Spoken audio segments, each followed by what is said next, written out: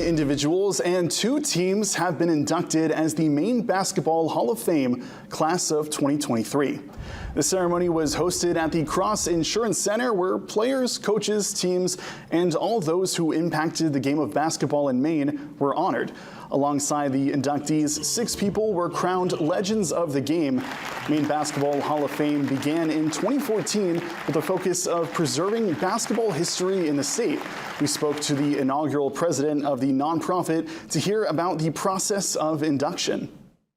You have to be at least 20 years out from the sport before you can get inducted. They have a selection committee made up of over 30 coaches that have participated in coaching in Maine over the last 60 years, and names are submitted to them, and they look them over, and then they make a decision who will become a member as an inductee or as a legend. For the communities, it gave them a sense of pride, and the competition between communities, it was quite remarkable.